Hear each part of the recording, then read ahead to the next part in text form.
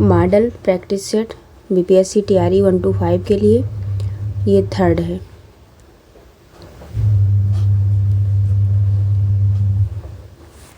तो पहला है मतलब पहले सॉल्व करेंगे प्राथमिक गणित व मानसिक क्षमता परीक्षण। पहला क्वेश्चन है कि यदि छात्रावास में 40 छात्रों के लिए 30 दिन की भोजन सामग्री हो तो यह सामग्री 60 वर्षों के लिए कितने दिनों के लिए पर्याप्त होगी। तो इसमें से आप इसको मान लीजिए m1 बराबर 40 हो जाएगा। ठीक, क्या हो जाएगा, m1 बराबर 40 और d1 बराबर 30 हो जाएगा। यह सामग्री 60 छात्रों के लिए, तो m2 बराबर हो जाएगा 60 कितने दिन, तो यानी कि d2 निकालना है। तो यहाँ m1 into m1 d1 equal to m2 d2 हो जाएगा, यानी कि 40 गुणे 30 बराबर हो जाएगा 60 गुणे d2। अब यहाँ से 0 0 से कट दीजिए, 4 ते 12 और 6 दूनी 12, यानी कि आ जाएगा 20 दिन। ये पहला ऑप्शन सही। फिर है कितने समय में 2700 रुपये का मूलधन इतना 6.2/3% ब्याज का वार्षिक दर से 3240 रुपये हो जाएगा। तो यहाँ P बराबर दिया है 2700, ये P हो जाएगा।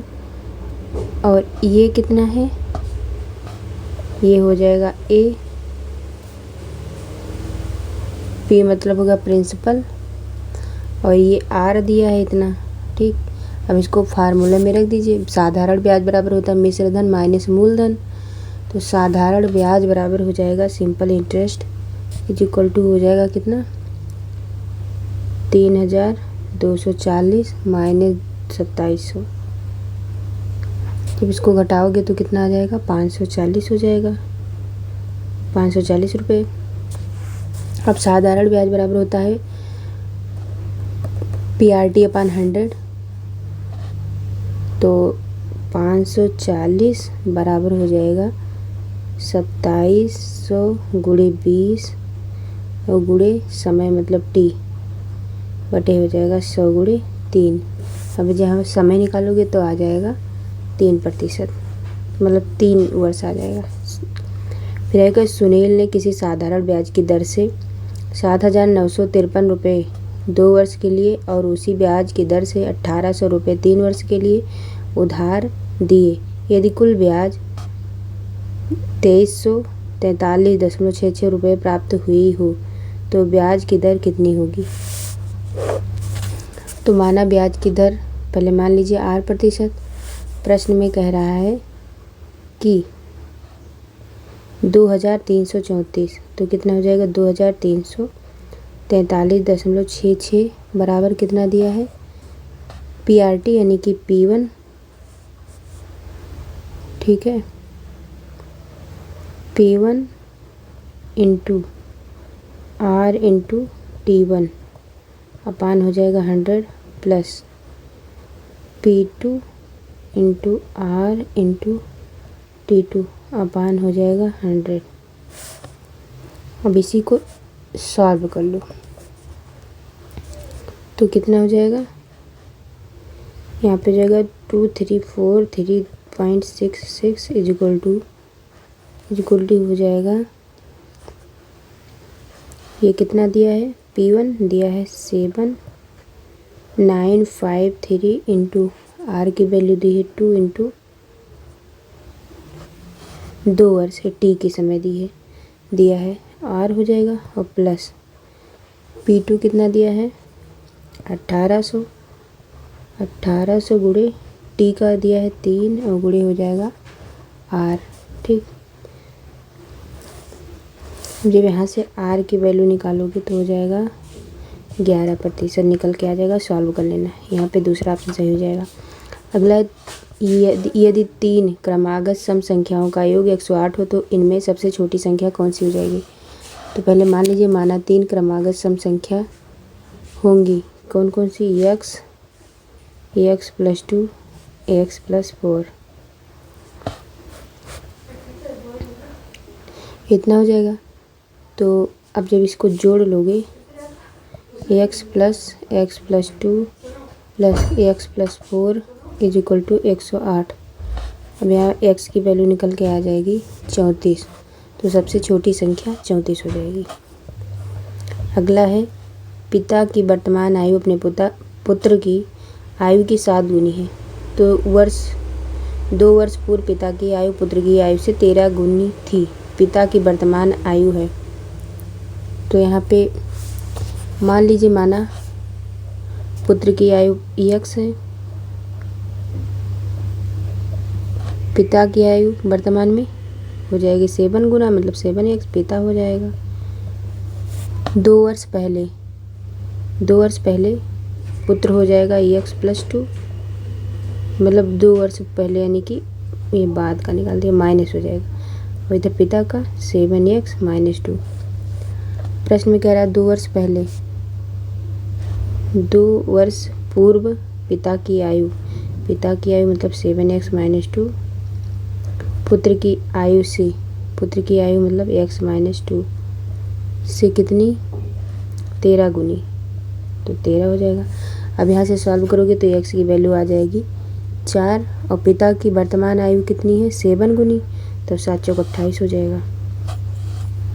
फर्स्ट ऑप्शन सही हो जाएगा। फिर अगला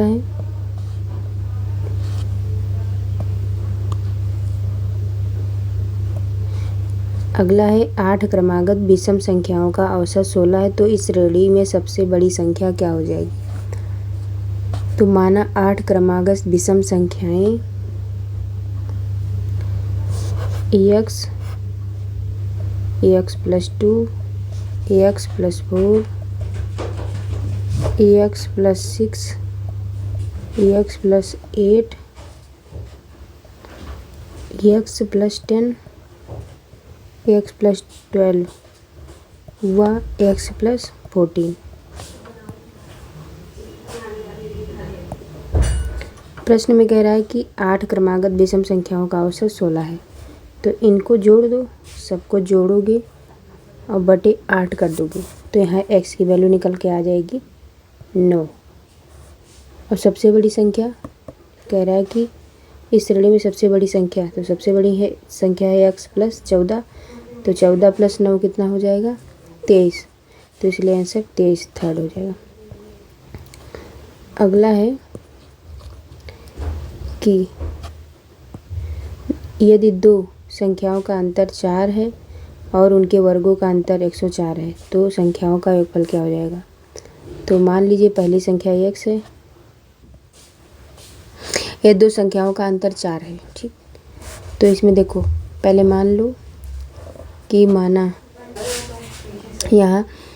पहली संख्या x, ठीक है, और दूसरी संख्या कह रहा है कि यदि 2 संख्याओं का अंतर 4 है, तो पहली x हो जाएगा, दूसरा क्या हो जाएगा x + 4, ये पहली संख्या है, ये दूसरी संख्या मान लीजिए। प्रश्न में कह रहा है कि ये 2 संख्याओं का अंतर और उनके वर्गों का अंतर 104 है। उनका पहले इनका कर दीजिए वर्ग, तो वर्ग हो जाएगा x², और क्या कह रहा है उनके वर्गों, दूसरा संख्या क्या है x + 4, तो x + 4 का स्क्वायर = 104 हो जाएगा, ठीक। अब इसको जब सॉल्व कर लोगे, फार्मूला लगा देना, क्या a² - b² का फार्मूला होता है a - b और a + b, वही फार्मूला लगा दोगे तो यहाँ x की वैल्यू 11 हो जाएगी, ठीक। 11 हो जाएगी, तो x की वैल्यू जब 11 आ जाएगी, 11 में 4 जोड़ोगे तो 15 हो जाएगा, मतलब 11 में जब 15 जोड़ोगे तो हो जाएगी, देखो एक 11 हो जाएगी, और 11 12 13 14 15, क्योंकि 4 अंतर है तो 15 हो जाएगा, तो 11 15 कितना हो जाएगा 26, तो इसका आंसर 26 यानी कि सेकेंड वाला सही हो जाएगा।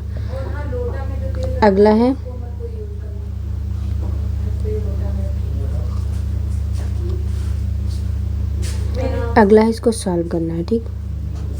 इतना दिया है, उसको कह रहा है सॉल्व करके आंसर निकालो। तो यहाँ पे ये देखो, ये जो इतना दिया है ये इतना, ठीक, इसको कर दो 6 7 4 का क्यूब प्लस इतने का क्यूब हो जाएगा, मतलब 3 5 2 का क्यूब बटे फिर यहाँ पे इसका स्क्वायर कर दो। 674 का स्क्वायर माइनस हो जाएगा 674 और इंटू 352 प्लस 352 का होल स्क्वायर। इतना जब सॉल्व करोगे तो यहाँ पे क्या हो जाएगा, और फिर यहाँ पे कितना हो जाएगा, इसमें हो जाएगा 674 प्लस 352, यहाँ पे 674 का होल स्क्वायर माइनस हो जाएगा। यहाँ पे फार्मूला लगा दो, ए क्यूब प्लस बी क्यूब का फार्मूला।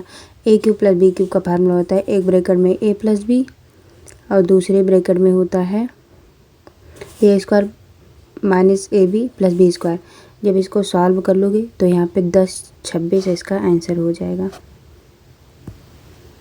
ये वाला। फिर अगला है, ये दिया है इसका गुणा में इकाई अंक। तो इकाई अंक यहाँ पे आपको पता है कि इकाई अंक क्या हो जाएगा, 4 सते 28,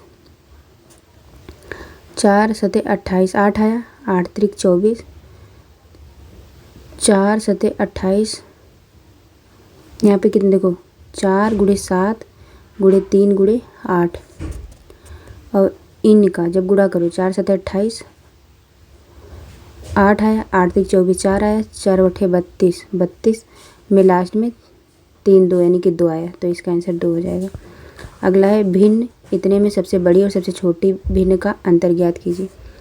तो यहाँ इसमें से जब करोगे 2/3 ये हो जाएगा 0, ये हो जाएगा 0.67, और इसका जब करोगे 3/4 को जब डिवाइड करोगे तो आ जाएगा 0.75, और इसका करोगे तो 0.83। अब इसमें से सबसे बड़ी क्या हो जाएगा, सबसे बड़ा, और इसका 6/5 का करोगे तो आ जाएगा 0.83, तो सबसे बड़ी यही हो जाएगा। तो सबसे बड़ा हो जाएगा 6 मतलब 5/6, और सबसे छोटा 2/3, तो 2/3। अब इसका घटा लो माइनस, तो आ जाएगा 5 - 4/6 हो जाएगा, यानी कि 1/6, तो इसका आंसर 2 हो जाएगा, 1/6। फिर अगला है कि एक नगर कह रहा है, एक नगर की जनसंख्या 3 वर्ष पूर्व 25,000 थी। यदि जनसंख्या में 3 वर्षों में क्रमिक रूप से 10%, 15%, 8% की वृद्धि हो तो नगर की वर्तमान जनसंख्या क्या हो जाएगी। तो वर्तमान जनसंख्या 25,000 है, तो इसको 10, 15 और 8 बढ़ा दो तो कितना हो जाएगा, 1 + 10/100 हो जाएगा, 1 + 15/100, फिर 1 + 8/100, इतना हो जाएगा। अब इसको सॉल्व कर लो, यहाँ पे कितना दिया है 25,000। अब इसको सॉल्व करो, जब इसको सॉल्व कर लोगे तो आ जाएगा 34,155, तीसरा सही हो जाएगा। अगला है किसी धन का 1 वर्ष में 8% चक्रवृद्धि ब्याज की दर से मिश्र धन 676 रुपये हो जाता है। यदि ब्याज अर्धवार्षिक देय हो तो धन क्या होगा। तो ब्याज अर्धवार्षिक रूप में संयोजित जब होता है तब टी बराबर क्या हो जाएगा, टी बराबर हो जाएगा 1 × 2 बराबर 2 वर्ष। आर बराबर कितना दिया है, 8% दर पूछा है, तो आर बराबर हो जाएगा 8/2%, मतलब का 4%। अब हो जाएगा फार्मूला, ए बराबर हो जाएगा P 1 + R/100, यहाँ पे T, यहाँ पे मान रख दीजिए 676 बराबर हो जाएगा P 1 + R/100 की पावर 2। अब P बराबर हो जाएगा 625 रुपये, इसका आंसर हो जाएगा तीसरा। अगला है 3 संख्याओं में दूसरी संख्या पहले की दुगनी और तीसरी की 3 गुनी है। यदि इन 3 संख्याओं का औसत 44 हो तो सबसे बड़ी संख्या क्या हो जाएगी।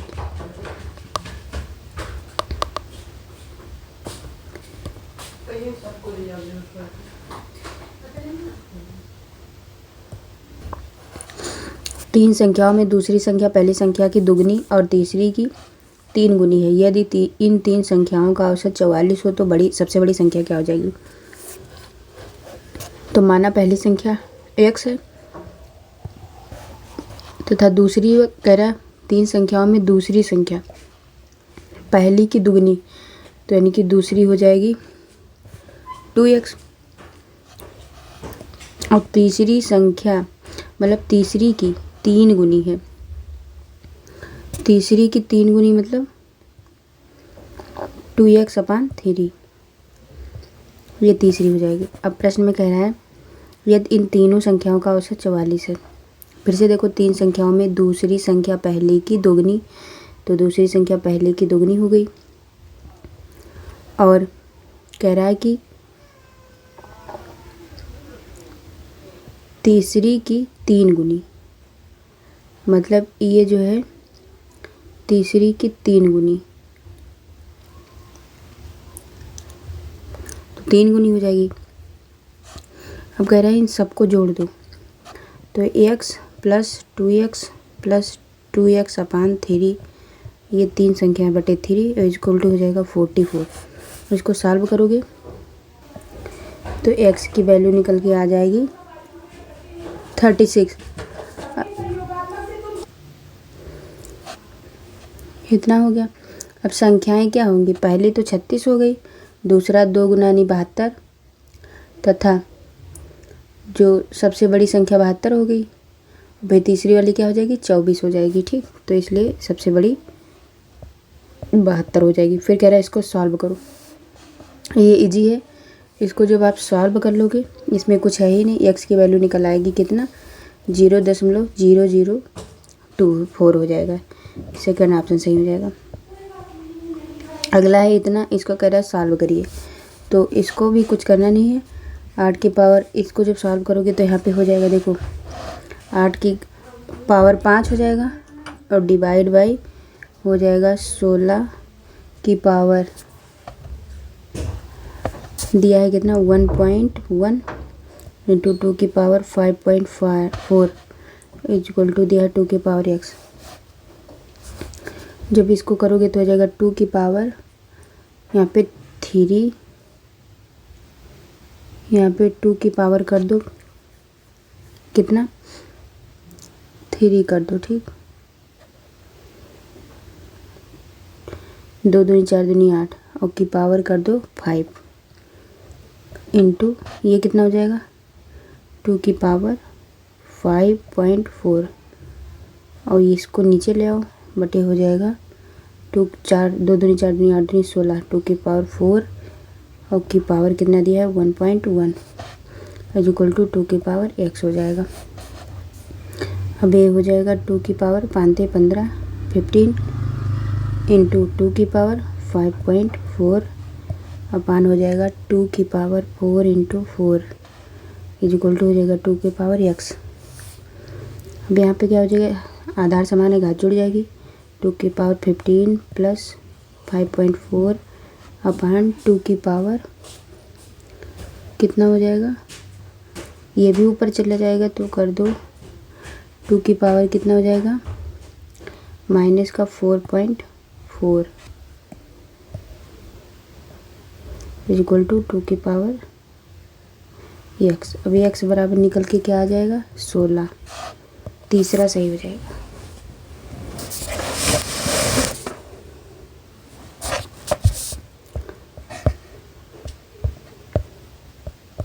फिर एक संख्या को 6 से भाग देने पर 3 शेष बचते हैं। इस संख्या के वर्ग को 6 से भाग देने पर क्या शेष बचेगा। कोई संख्या है, कह रहा एक संख्या को 6 से भाग देने पर 3 शेष बचता है। 6 से भाग दो तो यानी कि 6 + 3 करो तभी तो 3 बचेगा, -6 करोगे यानी कि 9 यहाँ पे होना चाहिए। 9 भाग देने पर 3 जो है शेष बचता है। कह रहा संख्या का वर्ग, संख्या का वर्ग,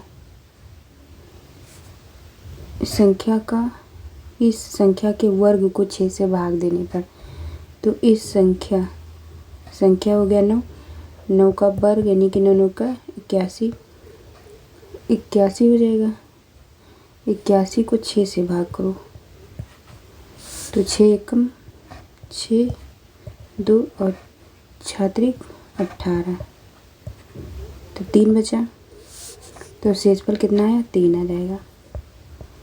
अगला है 273, 364 का कितना प्रतिशत है? तो 273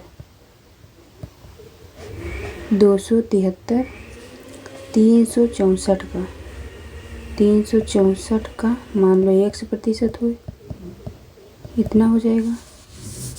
जब यहाँ से x की वैल्यू निकालोगे तो हो जाएगा 75%। अगला है चावल के भाव में 20% की वृद्धि हो जाने पर एक व्यक्ति उसके उपयोग में कितने प्रतिशत की कमी करे कि चावल पर किया जाने वाला खर्च वही रहे? तो ये हो जाएगा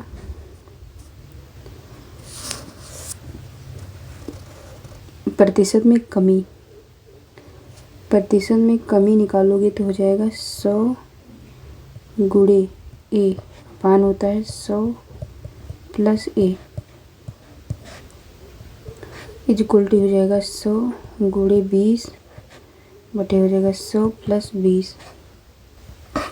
अब यहाँ पे हो जाएगा 100 गुणे कितना दिया 20%, तो 20 बटे हो जाएगा 20% की वृद्धि मतलब 120। जब यहाँ पे सॉल्व करोगे तो कितना आ जाएगा 16 सही 2/3%।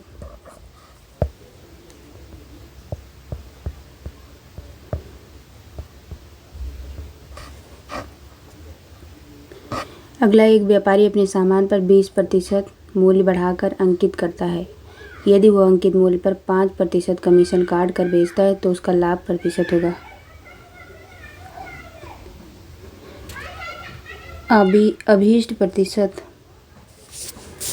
तो मानव वस्तु का क्रय मूल्य 100 है, तो अंकित मूल्य 100 का 120% मतलब 120 हो जाएगा। विक्रय मूल्य 120 का 95% निकाल लीजिए, तो 120 गुणे 95/100।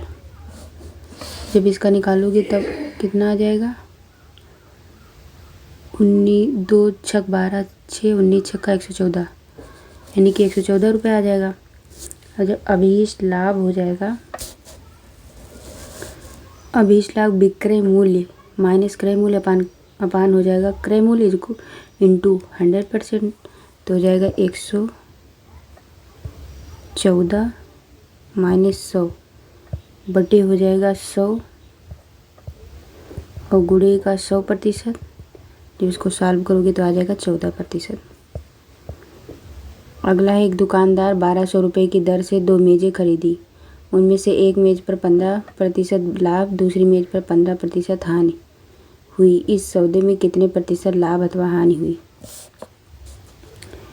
तो इस प्रकार के स्थिति में हमेशा हानि होती है।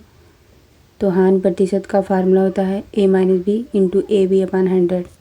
एक फार्मूला लगा दोगे तो 15 माइनस 15 माइनस का 15 गुणे 15 बटे 100। इसको सॉल्व करोगे तो आ जाएगा 2.25% की हानि। फिर उस विकल्प का चयन कीजिए जो तीसरे पद से उस तरीके से संबंधित है जिस तरह दूसरा पद पहले पद से संबंधित है।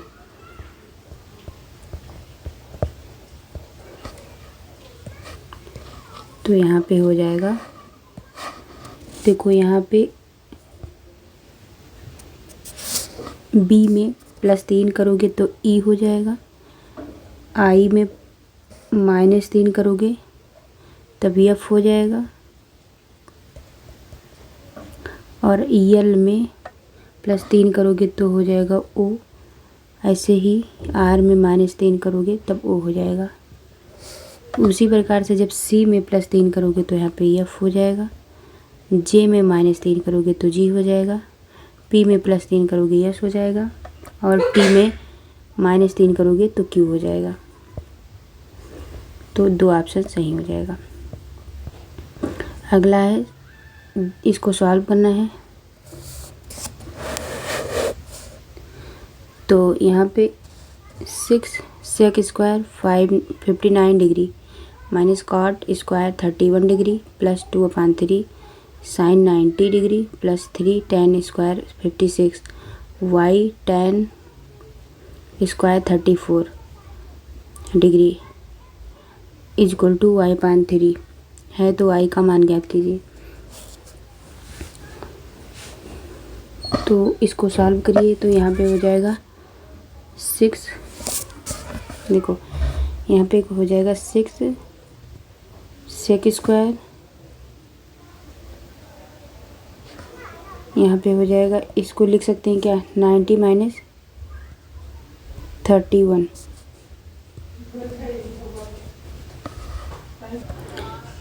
अब यहाँ 90 माइनस 31 हो जाएगा और फिर हो जाएगा माइनस का, ये हो जाएगा कॉट स्क्वायर 31 इतना हो जाएगा।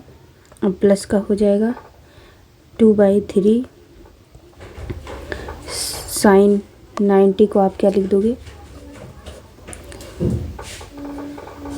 ये हो जाएगा into 1 minus 3 10 90 minus 30 degree 4 degree. अब यहाँ फिर क्या लिखा है tan स्क्वायर 34 डिग्री y, और ये कितना होगा y/3 इतना दिया है। अब जब इसको सॉल्व करोगे तो यहाँ पे कितना हो जाएगा, फिर ये हो जाएगा 6, ये कितना हो जाएगा सेक, ये इतना हो जाएगा कोसेक स्क्वायर 31 और माइनस का कॉट स्क्वायर 31 और यहाँ पे कितना हो जाएगा प्लस 2/3, ये 2/3 माइनस का हो जाएगा 3 tan 90 मतलब 3 cot square 34 into tan square 34 degree y is equal to y/3। अब इसको सॉल्व करोगे तो हो जाएगा 6 इंटू इसका मान हो जाएगा 1 प्लस 2/3 माइनस का हो जाएगा 3 इंटू ये हो जाएगा 1 का square y is equal to y/3। अब इसको यहाँ पे जब सॉल्व करोगे y की वैल्यू 2 आ जाएगी, ठीक। तो ये वाला सेकंड ऑप्शन सही हो जाएगा।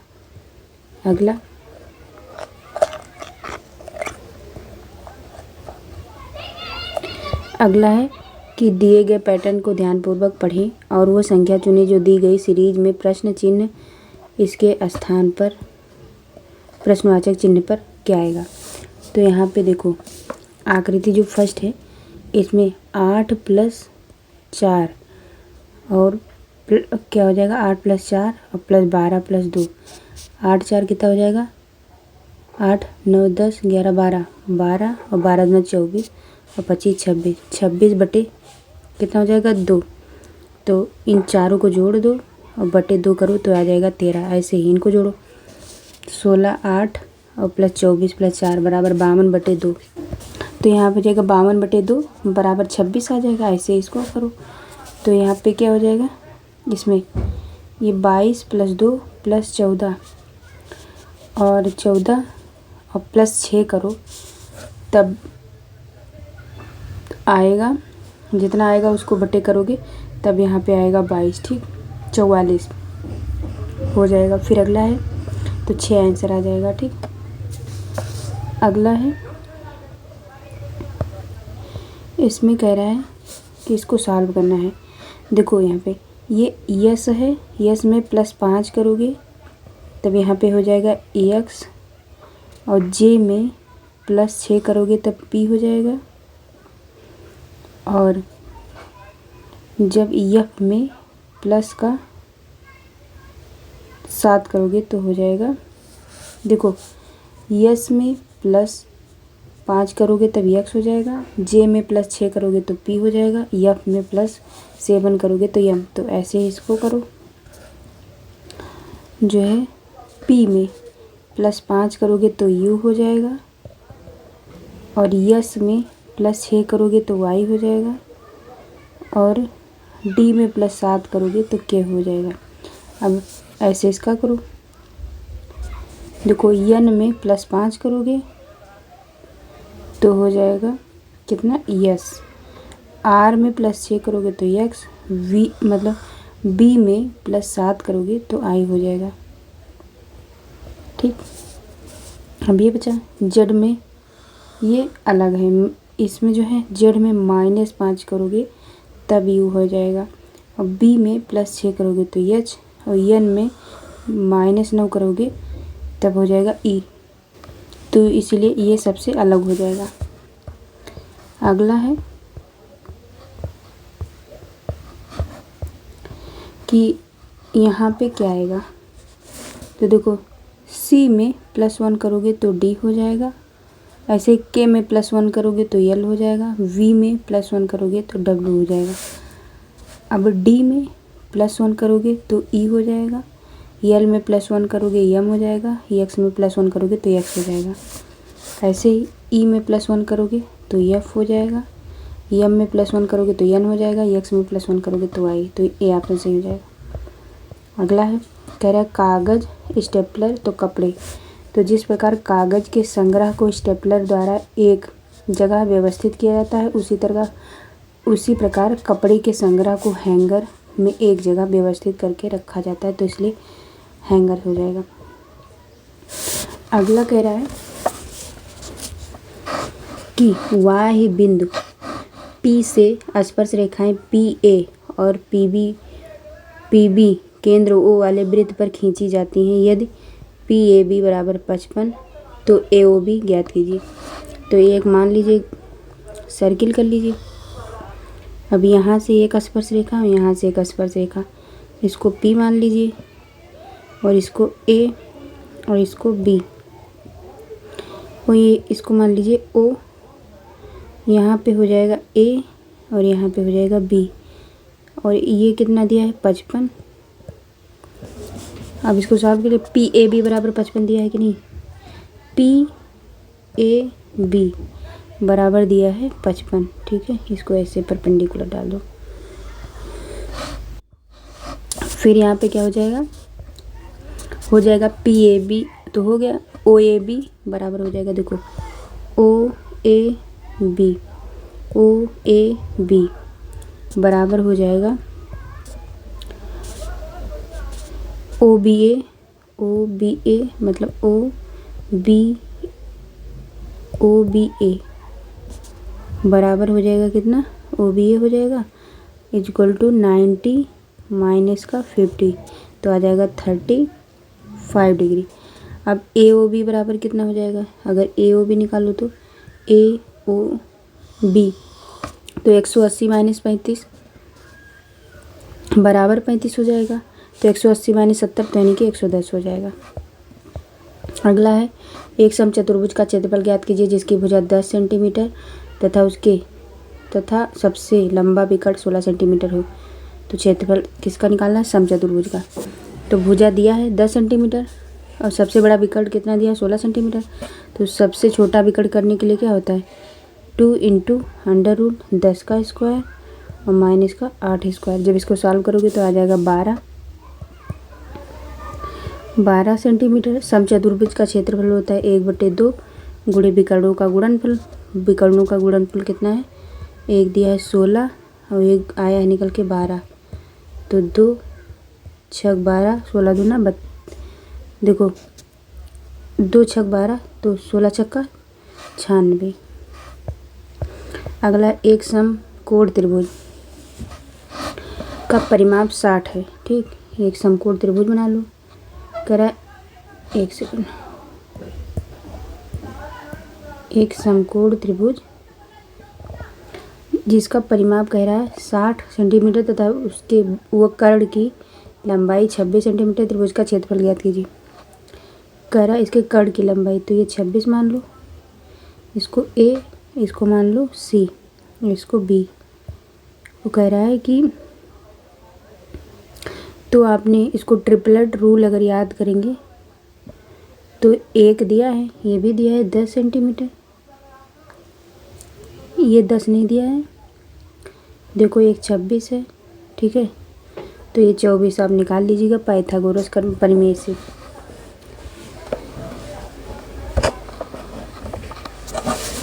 दस का स्क्वायर प्लस 24 का स्क्वायर बराबर 26 का स्क्वायर हो जाएगा। तो 10 प्लस 24 प्लस 26 बराबर 60 सेंटीमीटर। त्रिभुज का क्षेत्रफल होता है 1/2 आधार इंटू ऊंचाई, तो 1/2 हो जाएगा इंटू आधार कितना दिया है, ये 24 दिया है, तो 24 इंटू ऊंचाई कितना दिया है 10 सेंटीमीटर, तो 10 2 पंचे 10 24 पंचे 120, ये हो जाएगा 120। अगला है यदि ए का मान 1 है और यम का मान 13 तो आर का मान 18 हो तो जो है मिशन को किस प्रकार लिखेंगे। ऐसे सबका लिख लीजिए। पहले मिशन, यम का मान कह रहा है 13, आई का मान कितना दिया है 9 और यस का मान कितना दिया है 19 और फिर यस का मान 19, आई का मान 9 और इसका मान कितना हो जाएगा, ओ का मान 15, एन का मान 14। तो ये इसी में आ रहा है, मिला लीजिए 13 9 19, 13 9 19 फिर 19 इतना आ रहा है, तो ऑप्शन नंबर सेकंड। अगला है 31, इसको भी सॉल्व करना है। कह रहा है कॉस एक्स इक्वल टू -1/2 और पाई less than x less than 3 पाई/2 है, तो 4 tan x tan square x minus 3 cosec square x का मान ज्ञात कीजिए। तो यहाँ सॉल्व कर लीजिए, इसमें दिया है उसको जब सॉल्व करोगे, ठीक। यहाँ पे दिया है पाई, फिर ये एक्स इतना दिया है 3 पाई/2, तो यहाँ हो जाएगा cos X is equal to -1/2 is equal to cos 240 degree.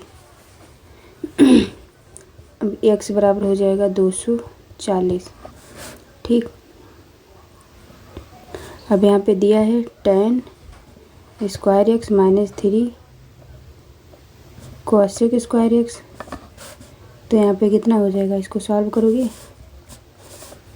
तो यहाँ पे हो जाएगा 4 tan स्क्वायर 240 माइनस का हो जाएगा 3 cosec स्क्वायर 240, फिर कितना हो जाएगा 4 tan स्क्वायर, इसको 180 में तोड़ लो, 180 डिग्री प्लस 60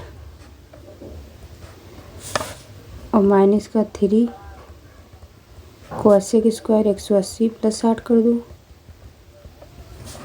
ये हो जाएगा 4 tan square 60 minus 3 cosec square 60। अब सबका मान रख दो तो हो जाएगा 4 इंटू √3 का स्क्वायर माइनस 3 इंटू 2/√3 का स्क्वायर। जब इसको सॉल्व करोगे तो आंसर आ जाएगा 8। अगला है ये 3 कह रहा दिए गए पैटर्न को ध्यानपूर्वक पढ़ें और उस संख्या का चयन करें जो प्रश्न चिन्ह के स्थान पर आ सकती है। तो यहाँ पे आप करोगे 4 × 9 और प्लस 8 तो आ जाएगा 44, ठीक। देखो 4 × 9 9 चौक 36 और प्लस 8 44। ऐसे कॉलम सेकंड में करो 3 × 7 त्रिक 21 और 21 6 27 आ जाएगा। ऐसे ही 8 दूनी 16 हो जाएगा, 8 दूनी 16 और प्लस 4 कितना आ जाएगा 20, तो इसका आंसर ये हो जाएगा 20। अगला है कह रहा है कि a square plus B square बराबर 82 और ए बी बराबर 9, तो a cube plus B cube का फार्मूला ज्ञात कीजिए। तो दिया है, इसको लिख लो। a प्लस बी का फार्मूला होता है √a square plus B square plus 2ab। तो a square plus B square का मान दिया है 82 और प्लस 2 गुणे कितना हो जाएगा b, 2 गुणे हो जाएगा 9। इसको सॉल्व करोगे तो मान आ जाएगा निकल के 10। अब फार्मूला होता है a cube plus B cube का होता है a प्लस बी और एक ब्रैकेट में होता है a square plus B square minus ab। जब उसमें मान रखोगे तो 10 गुणे 82 माइनस 9 यानी कि आ जाएगा 730, इसका आंसर हो जाएगा। अगला क्वेश्चन है, यदि एक वर्ग की भुजा की लंबाई 10 सेंटीमीटर मतलब 10% की वृद्धि हुई तो उसके क्षेत्रफल का वृद्धि प्रतिशत बताइए। तो यहाँ पे हो जाएगा क्षेत्रफल में प्रतिशत वृद्धि। तो यहाँ पे देखो, यदि एक वर्ग की भुजा की लंबाई में 10% की वृद्धि की जाए तो 10% तो उसके क्षेत्रफल में वृद्धि। तो पहले मान लीजिए क्षेत्रफल में वृद्धि कितना हो जाएगा, 2x प्लस का हो जाएगा x² / 100%। ठीक, और इसमें 2x बराबर कितना दिया है, 10 कर दीजिए। तो 2 × 10 प्लस यहाँ पे 10 का स्क्वायर और प्लस का 100%। अब इसी को सॉल्व कर लीजिए तो आ जाएगा 21%। अगला है, उस संख्या का चयन कीजिए जो निम्नलिखित श्रृंखला में प्रश्नवाचक के चिन्ह पर आएगी। यहाँ देखो 2 है और 2 से 7 में जाने पर 5, मैंने 2 में प्लस 5 ऐड करोगे तो 7 हो जाएगा। 7 में प्लस 7 ऐड करोगे तो 14 हो जाएगा। 14 में प्लस 9 ऐड करोगे तो 23। तो अगला क्या याद करोगे, मतलब ऐड करोगे प्लस का 11, तो यहाँ 34 हो जाएगा। अगला है, ए बी से लंबा है। देखो ए लंबा है बी से, ठीक। दूसरा कह रहा है बी सी से लंबा है, यानी कि बी लंबा है सी से। फिर कह रहा है सी से लंबा है और कह रहा है डी बी से ठिगना है, मतलब डी जो है वो ठिगना है, यानी कि डी बी से ठिगना है। तो डी यहाँ पे क्या हो जाएगा, यहाँ पे हो जाएगा सी और डी, और यहाँ पे हो जाएगा बी। या इसको इस तरह लिख सकते हो जो है डी, या फिर यहाँ पे हो जाएगा, इसको बी मान लो, और ये हो जाएगा डी और ये सी। तो यहीं से अगर निकालोगे संबंध तो संबंध क्या हो जाएगा, मान लो इसको 1, इसको 2 और इसको 3 मान लो, ठीक। तो जब इन तीनों से आप निकालोगे तो डी या क्या हो जाएगा, डी छोटा होगा बी से, यानी डी बी से छोटा है, और सी सबसे छोटा है, और डी जो है वो ए और बी से छोटा है, डी जो है वो सी से लंबा है। तो इसीलिए इसका आंसर क्या हो जाएगा सी सबसे लंबा हो जाएगा, ठीक। अगला देखो, अगला हो जाएगा, कह रहा उस बेन आरेख का चयन करें जो वर्गों के दिए गए समूहों के बीच संबंधों को सबसे सही तरीके से दर्शाता है। कह रहा नाटी महिलाएं, सफ़ेद बालों वाले लोग, भारतीय। तो इसमें क्या है, अगर हम इस वाले ऑप्शन को सही माने, इसको मान ले नाटी महिलाएं, इसको मान ले हम सफ़ेद बालों वाले लोग, और इसको भारतीय। तो ये वाला ऑप्शन, क्योंकि नाटी महिलाएं, सफ़ेद बालों वाले और भारतीय पुरुषों मतलब भारतीय का संबंध बेन आरेख द्वारा इस तरह दर्शाया जा सकता है। अगला करा, एक स्थान से शुरू करने के बाद नवीन पूर्व की ओर 3 किलोमीटर चलता है, फिर अपनी बाईं दिशा में मुड़कर वो 3 किलोमीटर चलता है। इसके बाद वो फिर से अपनी बाईं दिशा में मुड़ता है और 4 किलोमीटर चलता है। वो अपने शुरुआती स्थान से किस दिशा में खड़ा है। तो देखो यहाँ पे क्या हो जाएगा, पहले वो क्या चलता है, देख लो यहाँ से, एक सेकेंड, यहाँ देखो, पहले कह रहा है कि एक स्थान से शुरू करने के बाद नवीन पूर्व की ओर 3 किलोमीटर चलता है। तो ए से कितना, एक स्थान से शुरू करने के बाद नवीन पूर्व की ओर, पूर्व इधर हो जाएगा, ठीक है, पूर्व की ओर चलता है, कितना चलता है, 3 किलोमीटर। तो ये 3 किलोमीटर चलता है, मान लो कोई पॉइंट, ठीक है, और ये ए है, चलता है। फिर अपनी बाईं दिशा में मुड़कर 3 किलोमीटर चलता है। बाईं दिशा मतलब इसका क्या हो जाएगा, इधर मुड़कर 3 किलोमीटर चलता है, ठीक। इसके बाद वो फिर से अपनी बाईं दिशा में मुड़ जाता है, बाईं दिशा में मुड़ता है, ठीक, बाईं दिशा में मुड़ जाता है, बाईं दिशा में मुड़ता है और 4 किलोमीटर चलता है, ठीक। कितना चलता है, 4 किलोमीटर चलता है। फिर कह रहा है कि वो अपने शुरुआती स्थान से किस दिशा में है। तो शुरुआती स्थान कहाँ था, ये था। यहाँ से अगर ऐसे करा जाए तो शुरुआती स्थान से कहाँ पे पहुँच गया है, शुरुआती स्थान से कहाँ हो जाएगा, ये हो जाएगा उत्तर और पश्चिम। देखो ये उत्तर हो गया और ये पश्चिम, और है तो इधर ही ना, उत्तर पश्चिम, तो इसीलिए उत्तर पश्चिम हो जाएगा। अगला है कि उस संख्या, यहाँ पे कह रहा है क्या आएगा, तो देखो यहाँ पे 9 है, 9 का स्क्वायर करोगे 9 9 81 हो जाएगा, और 81 का जब स्क्वायर करोगे तो हो जाएगा 65 61। ठीक, ऐसे ही यहाँ पे क्या करोगे, 65 61 है, और 65 61 का जब स्क्वायर करोगे तब आ जाएगा 43 0 46 721। अगला है किसी, देखो एक सेकंड,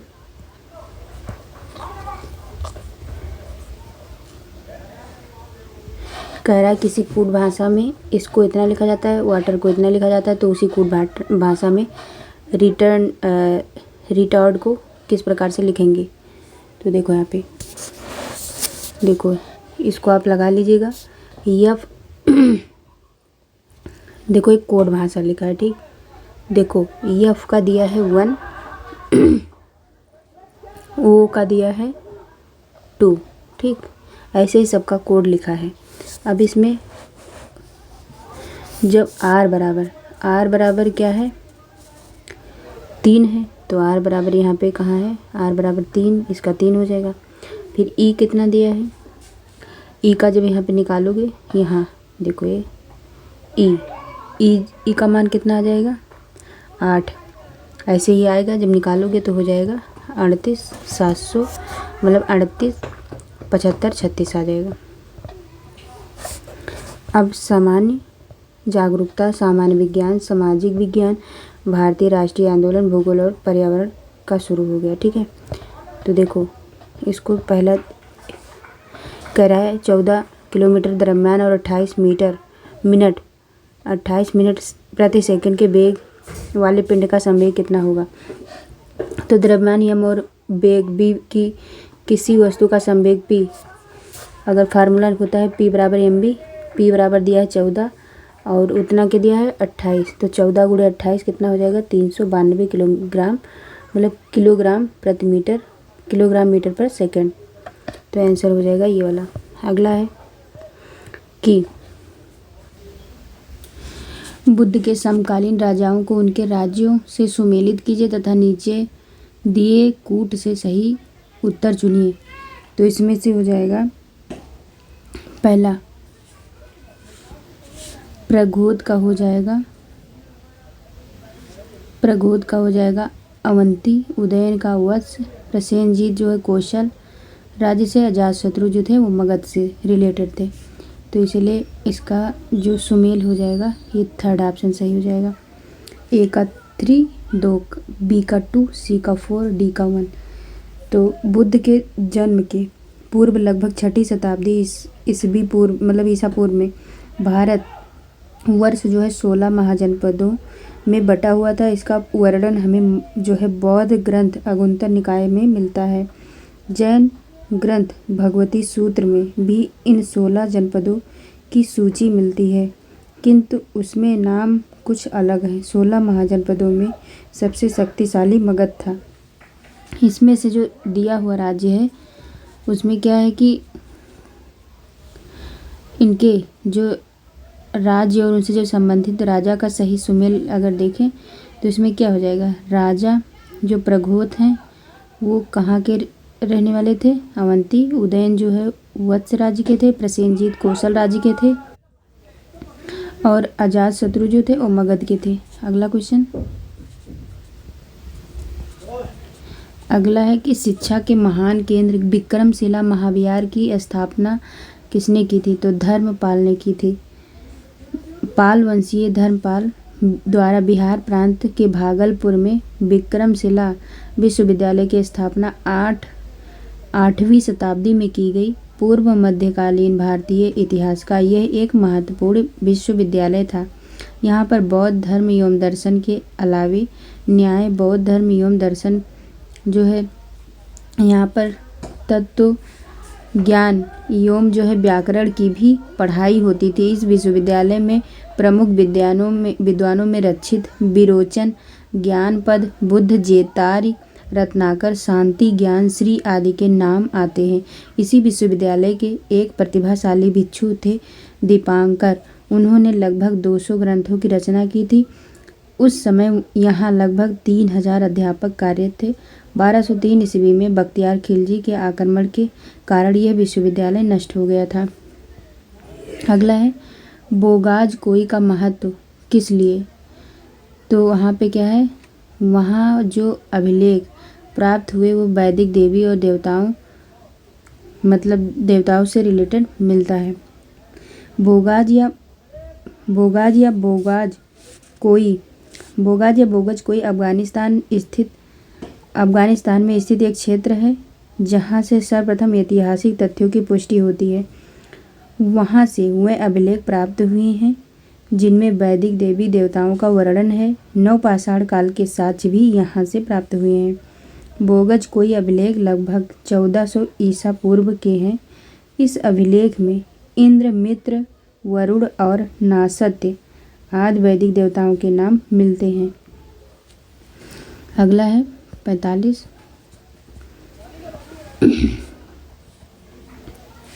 कह रहा कि पानीपत का तीसरा युद्ध लड़ा गया था। तो ये लड़ा गया था मराठा और अहमद शाह अब्दाली के बीच में। तो पानीपत का प्रथम युद्ध 21 अप्रैल 1526 ईस्वी को इब्राहिम लोदी एवं बाबर के बीच हुआ था, जिसमें बाबर विजयी हुआ था। पानीपत की दूसरी लड़ाई 15 नवंबर 1556 ईस्वी को अकबर और हेमू के बीच हुआ था। पानीपत की तीसरी लड़ाई 1761 ईस्वी में मराठा और अहमद शाह अब्दाली की सेना के बीच हुआ था। इस युद्ध में मराठा पराजित हुए थे। अगला है कि जेल में भूख हड़ताल के कारण जिस स्वतंत्रता संग्राम सेनानी की मृत्यु हुई थी वो कौन था। तो वो था जतिन दास। सैंडर्स हत्याकांड लाहौर षड्यंत्र के कारण अनेक क्रांतिकारी गिरफ्तार कर लिए गए और उन पर लाहौर षड्यंत्र कांड का मुकदमा चला। जेल में ही जतिन दास ने अपनी मांगों को पूरा करवाने के लिए किए गए भूख हड़ताल के कारण 64वें दिन अपने प्राण त्याग दिए। अगला है भारतीय राष्ट्रीय कांग्रेस का पहला मुस्लिम अध्यक्ष कौन था। तो ये थे बदरुद्दीन तैयब जी। भारतीय राष्ट्रीय कांग्रेस के पहले मुस्लिम अध्यक्ष बदरुद्दीन तैयब थे। ये कांग्रेस के तीसरे अधिवेशन 1887 ईस्वी में, जो कि मद्रास में हुआ था, उस समय मतलब कांग्रेस की स्थापना 28 दिसंबर 1885 ईस्वी में मुंबई में हुई थी। कांग्रेस के पहले अध्यक्ष जो थे वो व्योमेश चंद्र बनर्जी थे। फिर है भारत में रबड़ का सबसे बड़ा उत्पादक राज्य कौन सा है भारत का। तो हो जाएगा केरल। रबड़ के वृक्ष भूमध्य रेखीय सदाबहार वनों में अधिक मिलते हैं, जिसके दूध से रबड़ तैयार होता है। इस दूध को लैटेक्स के नाम से जाना जाता है। भारत वर्तमान में विश्व के कुल रबड़ उत्पादन का 4% उत्पादित करता है। भारत में 94% रबड़ अकेले केरल के कोट्टायम, किल्लन तथा एर्नाकुलम में तथा शेष रबड़ का उत्पादन तमिलनाडु, नीलगिरी, मदुरै, कन्याकुमारी और कर्नाटक के कुर्ग, चिकमंगलूर में किया जाता है। अगला है सरदार सरोवर परियोजना से लाभान्वित होने वाले राज्य कौन से हैं। तो ये हैं गुजरात, महाराष्ट्र, मध्य प्रदेश एवं राजस्थान। सरदार सरोवर परियोजना का निर्माण नर्मदा नदी पर किया जा रहा है। इस परियोजना से लाभान्वित होने वाले राज्यों में गुजरात, महाराष्ट्र, मध्य प्रदेश एवं राजस्थान है। सामाजिक कार्यकर्ताओं एवं पर्यावरणविदों का मानना है कि इस परियोजना के अंतर्गत उससे अधिक भूमि बर्बाद होगी जितना ही इस परियोजना से सिंचित होगी। इस परियोजना का लाभ आदिवासियों एवं गरीब लोगों के बनिस्पत अमीर किसानों को अधिक मिलेगा। साथ ही पारिस्थितिकी तंत्र को भी हानि पहुंचने का खतरा है, क्योंकि 80 लाख पेड़ कटेंगे। अतः इस परियोजना का विरोध किया जा रहा है। बाबा आमटे एवं मेधा पाटेकर और प्रसिद्ध लेखिका अरुंधति राय जो है इसी आंदोलन से जुड़ी हुई हैं। अगला है कि भारत के निम्नलिखित क्षेत्रों में से कौन सा अब पारिस्थितिक उष्ण स्थल माना जाता है। तो ये कौन सा हो जाएगा, इसमें हो जाएगा पश्चिमी घाट।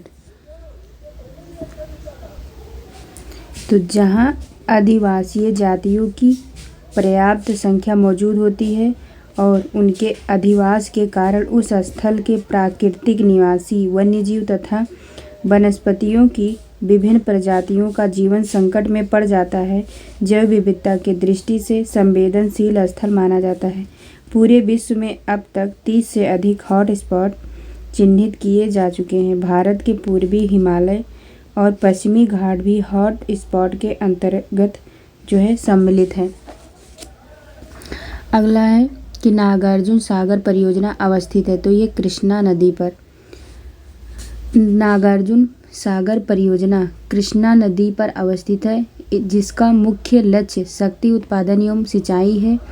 इससे लाभान्वित होने वाला राज्य आंध्र प्रदेश है। अगला है कि निम्नलिखित में कौन सुमेलित नहीं है। तो ये वाला सुमेलित नहीं है, सेकंड वाला। कल्पक्कम तमिलनाडु में है, नरौरा उत्तर प्रदेश में से है, लेकिन राणा प्रताप सागर मध्य प्रदेश में नहीं है। जो राणा प्रताप है वो राणा प्रताप सागर वो राजस्थान में होता है।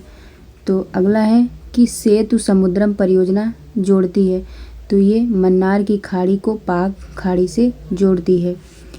सेतु समुद्रम परियोजना के अंतर्गत बंगाल की खाड़ी व मन्नार की खाड़ी के बीच के 167 किलोमीटर के समुद्री मार्ग को पोतों के परिचालन योग्य बनाना है। इसके लिए पाक जलडमरू, मध्य पाक खाड़ी व एडम ब्रिज की समुद्री चट्टानों की छटाई की जाएगी। सेतु समुद्रम कॉरपोरेशन लिमिटेड की स्थापना 2427 करोड़ रुपए की पूंजी के साथ इस परियोजना को कार्यान्वित करने के लिए किया गया है। अगला है विषु एक स्थिति है जिसमें रात्रि, फिर से देखो, विषु एक स्थिति जिसमें रात्रि एवं दिन का काल बराबर होता है। ये होता है, तो ये होता है 21 मार्च एवं 23 सितंबर को।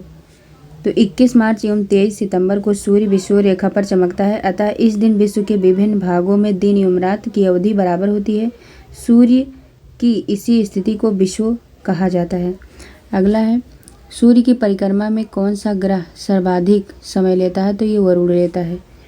वरुण की खोज जर्मन खगोलविद जोहान गाले के द्वारा की गई थी। यह सूर्य से 8वां दूरस्थ ग्रह है और 166 वर्ष से सूर्य की एक परिक्रमा पूरी करता है। प्लूटो से अब ग्रह का दर्जा छीन लिया गया है, क्योंकि प्लूटो की कक्षा पड़ोसी ग्रह वरुण की कक्षा को काटती है तथा अपने गुरुत्वाकर्षण के लिए उसका न्यूनतम द्रव्यमान इतना कम नहीं है कि वो लगभग गोलाकार हो। प्लूटो को अब बौने ग्रह की एक विशेष श्रेणी में रखा गया है, जो सूर्य की परिक्रमा जो है वो 248.6 वर्ष में पूरी करता है। अगला है पेट में उपस्थित पाचक रस का प्रमुख कार्य है। तो यह प्रोटीन को सरल पदार्थों में विघटित करना। प्रोटीन का विघटन होता है सर्वप्रथम आमाशय में प्रोटीन पाचक एंजाइम पेप्सिन के द्वारा पेप्टोन्स ह्यूम जो है पॉलीपेप्टाइड्स में टूटता है। फिर छोटी आंत में अग्न्याशयी रस के पाचक एंजाइम ट्रिप्सिन एवं माइट्रो जो है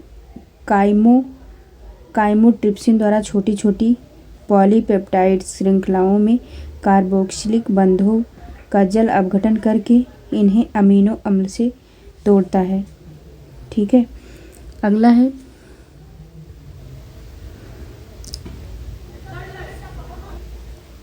माँ अचार बनाकर कांच की शीशियों में भरती है। तो वो इन शीशियों को अचार भरने से पहले जो है धूप में सुखाती है, क्योंकि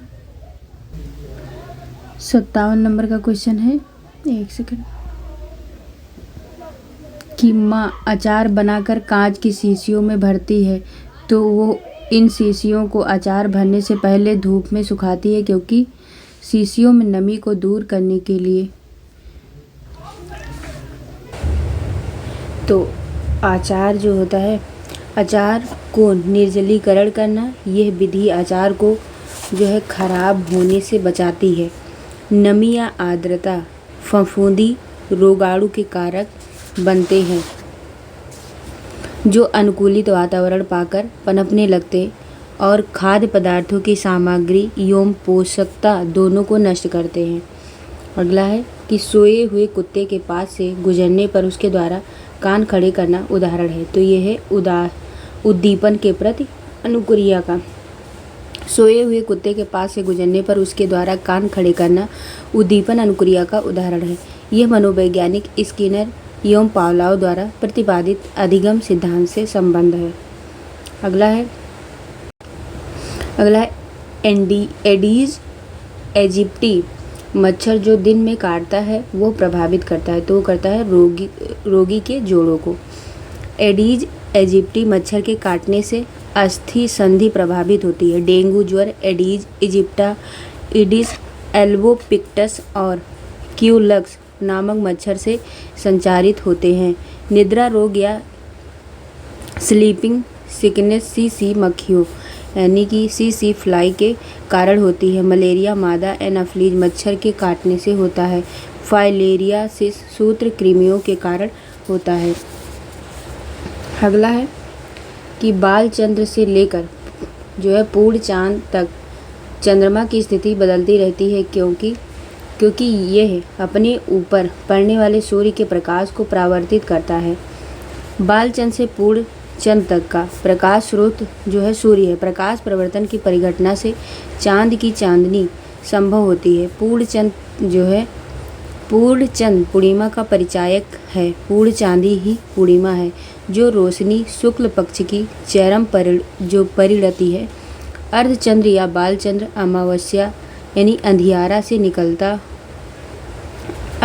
निकला हुआ चांद व चांदनी है। अगला है कि लोग पेट्रोल डीजल एवं सीएनजी का प्रयोग ईंधन के रूप में कर रहे हैं। इनमें से कौन सा अधिक अच्छा है?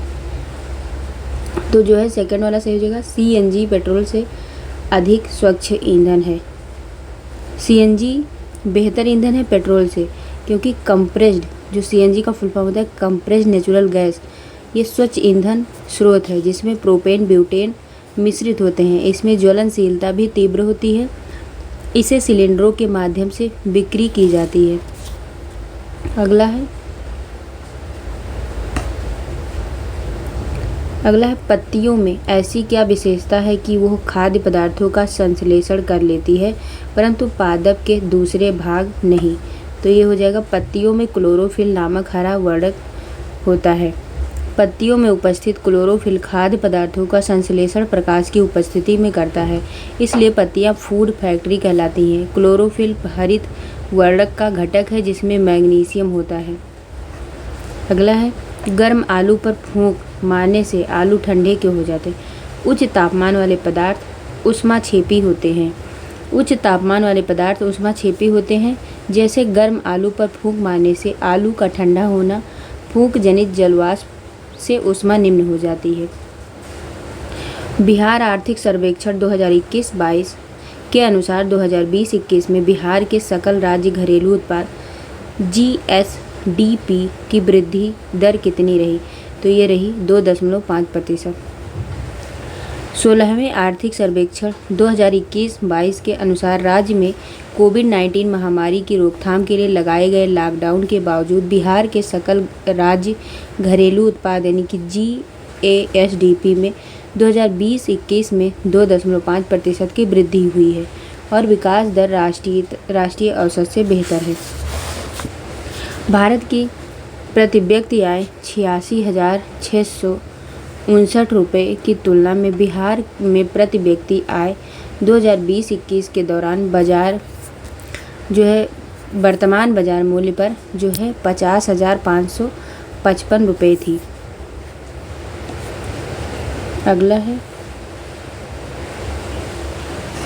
अगला किसने चंपारण सत्याग्रह के दौरान बिहार में गांधी जी की जान बचाई? तो बतख मियाँ ने बचाई थी। महात्मा गांधी जी को जहर देकर मारने की ब्रिटिश नील बागान की साजिश को नाकाम करने वाले बतख मियाँ अंसारी का जन्म 1867 में बिहार राज्य के मोतिहारी गांव में हुआ था। अंग्रेज बागान मालिकों को इस बात का भय था कि जांच में उनके अत्याचारों का पर्दाफाश हो जाएगा, इसीलिए उन्होंने गांधी जी को जहरीला भोजन परोसकर उन्हें ख़त्म करने की साजिश रची।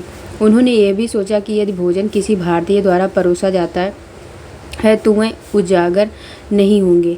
इस प्रकार उन्होंने बतख मियाँ अंसारी को चुना, जो उस समय ब्रिटिश सरकार में एक छोटा कर्मचारी था। उन्होंने उस पर महात्मा को जहरीला भोजन परोसने के लिए दबाव डाला। अगर उसने ऐसा किया तो उसे शानदार जीवन देने की पेशकश की, जबकि ऐसा न करने पर गंभीर परिणाम भुगतने की धमकी दी गई। उसने क्या करा? उसने सीधे महात्मा गांधी जी को साजिश के बारे में सूचित किया और दावत से पहले उन्हें सूचित किया, जिसके लिए बतख मियाँ को नौकरी से निकाल दिया गया और ब्रिटिश प्लांटर्स द्वारा उनके विरुद्ध क्रूरतापूर्ण व्यवहार किया गया। यह घटना 1917 में घटी थी, जिसके प्रत्यक्षदर्शी डॉक्टर बाबू राजेंद्र प्रसाद जी थे। अगला है बृहत ज्वार भाटा कब आता है? तो जब सूर्य, पृथ्वी तथा चंद्रमा एक सीधी रेखा में होते हैं। जब सूर्य, चंद्रमा तथा पृथ्वी तीनों एक सीधी रेखा में होता है तो उस स्थिति को सिजगी या युति में कहते हैं। यह स्थिति प्रत्येक अमावस्या को या पूर्णिमा को बनती है। युति क्या है? युति बी में कहते हैं। यह स्थिति प्रत्येक अमावस्या को या पूर्णिमा को बनती है। युति बी युति के अंतर्गत दो स्थितियां बनती है। प्रथम स्थिति युति, जिसमें सूर्य तथा पृथ्वी के मध्य चंद्रमा होता है, अर्थात सूर्य एवं चंद्रमा एक सीधी रेखा में होते हुए पृथ्वी के एक ओर होते हैं। यह स्थिति अमावस्या को बनती है। इस स्थिति में दो प्राकृतिक घटनाएं होती हैं। पहला बृहद ज्वार और सेकंड है सूर्य ग्रहण। दूसरी स्थिति जो होती है वो बी युति में पृथ्वी की स्थिति सूर्य तथा चंद्रमा के मध्य होती है, अर्थात सूर्य तथा चंद्रमा पृथ्वी के विपरीत दो दिशा में होते हैं। यह स्थिति पूर्णिमा को बनती है। अगला है एशिया और उत्तरी अमेरिका को जो जल डमरू मध्य अलग करता है वो है, तो उसे कहते हैं बेरिंग जल डमरू मध्य। बेरिंग जल डमरू मध्य यानी कि बेरिंग सागर एवं चुकची सागर को जोड़ता है। एशिया और उत्तरी अमेरिका को विभाजित करता है। जो बेरिंग जल संधि रूस एवं अमेरिका के अलास्का प्रांत के मध्य में है। पाक जल डमरू मध्य मन्नार एवं बंगाल की खाड़ी को आपस में जोड़ता है। जिब्राल्टर जल डमरू भूमध्य सागर एवं अटलांटिक महासागर के बीच है। ये स्पेन मोरक्को को जोड़ता है।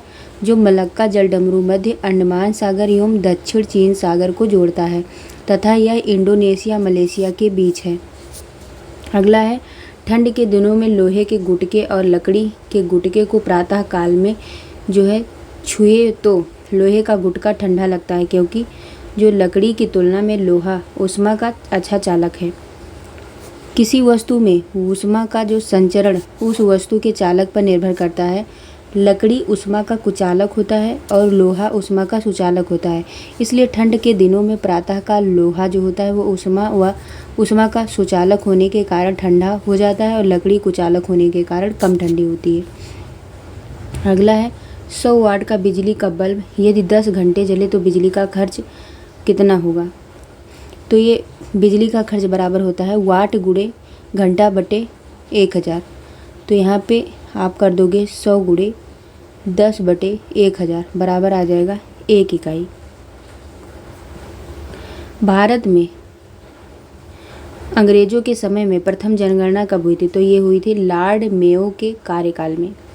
लॉर्ड मेयो के कार्यकाल में 1872 ईस्वी में भारत की पहली जनगणना करवाई गई थी, किंतु विधिवत जनगणना 1881 ईस्वी में लॉर्ड रिपन के कार्यकाल में आरंभ हुई तथा 1901 से प्रत्येक 10 वर्ष के अंतराल में समक्रमिक तथा विधिवत ढंग से जनगणना की जाती है। वर्ष 1921 को जनसंख्या का महान विभाजन वर्ष कहा गया। अगला है यदि किसी ऐनक के लेंस का पावर +0.2 डायोप्टर हो तो इसके फोकस की दूरी कितनी होगी? तो लेंस की फोकस दूरी का फार्मूला होता है 100 गुणे डायोप्टर। तो 100 बटे यहाँ पे दिया है 2, तो हो जाएगा 50 सेंटीमीटर। अगला है 1878 का वर्नाक्यूलर प्रेस एक्ट किसने रद्द किया? तो इसने रद्द किया लॉर्ड रिपन ने। वर्नाकुलर प्रेस एक्ट पर लॉर्ड रिपन ने रोक लगा दी थी। 1882 ईस्वी में रिपन ने इस एक्ट को रद्द कर दिया था। रिपन ने एजुकेशन कमीशन यानी कि शिक्षा आयोग की स्थापना की। 1881 की पहली जनगणना जो है वो लॉर्ड रिपन के काल में ही प्रारंभ हुई थी। अगला, किसी अपराध के अभियुक्त को स्वयं अपने विरुद्ध गवाह बनने के लिए बाध्य नहीं किया जा सकता है। भारतीय संविधान के जिस अनुच्छेद में प्रावधान है तो वो है अनुच्छेद 20 में। भारतीय संविधान के अनुच्छेद 20 में अपराध के लिए दोष सिद्धि के संरक्षण का प्रावधान है। इसमें कहा गया है कि